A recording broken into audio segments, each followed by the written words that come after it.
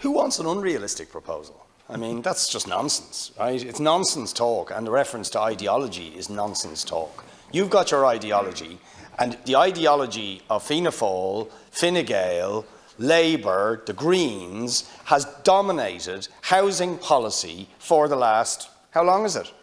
Forever, right? And the result is that sites in public ownership, which should long since have had public housing built on them, have sat doing nothing. Because over those years, you insisted in one shape or another in involving private capital, and it delayed everything. So I've got a proposal for you for Oscar Traynor. Build public housing on the land now, right, and lift the income thresholds so that everybody from different income backgrounds can get on the list to get on that housing. Now, why don't we try that? Because your ideology doesn't want it. That's why. Thank you, Deputy Minister. Okay, so we've binned the non-adversarial approach, and now someone asked me for unrealistic proposals. You may have just heard of one there.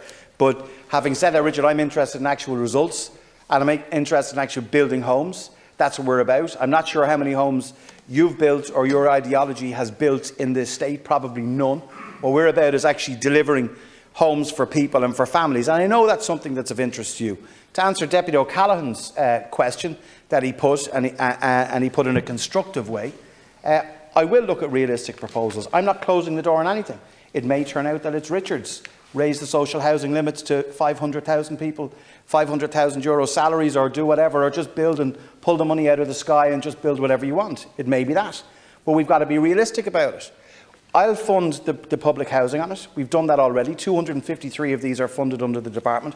I want to see good affordable housing for purchase and rent. But I do, to be fair, I want to let the local authority have a chance, just a little bit of space, to assess what they're going to come back to me on. I've said I'm open to working with them on it. I'm going to meet the local authority tomorrow. I'll do that. I'm meeting them at 10 a.m. in the morning, and I intend to see how we can move it forward. I know there's an interest, and I don't mean to be disrespectful to Deputy Boyd Barrett. I do respect him. What I say, I know there's an interest, all of us, and a frustration in some regard, I would say, that homes aren't delivered quicker. This government's going to change that, and I'd like to be able to work with colleagues to do that.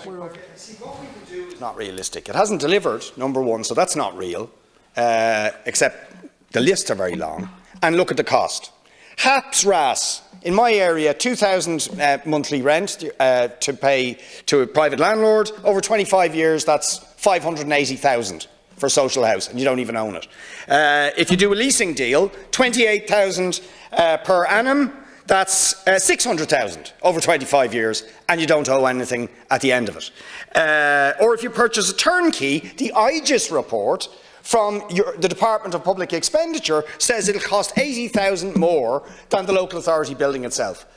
So why don't we just get the local authorities to build it themselves? It's cheaper, we'll own it at the end, and it can be done quicker because you don't have to involve all sorts of other players complicating and delaying as has actually happened. Because that's what's happened. We either don't get it, or it costs us a flipping fortune, and we own nothing at the end of it. So why don't we just build it ourselves? Thank you, Deputy Minister.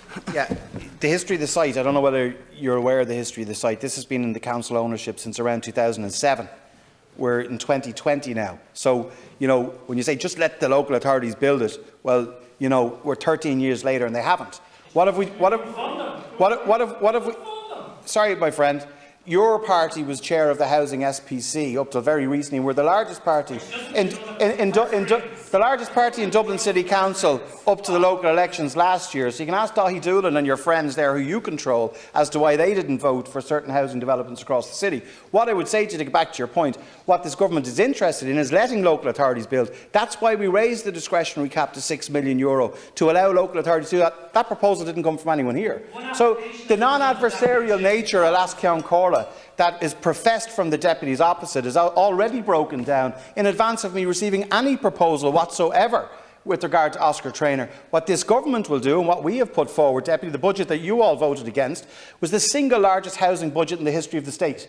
3.3 billion towards housing, 12,750 new social public homes delivered next year. You opposed it. So we'll carry on with the job of delivering homes for people. And you can carry on debating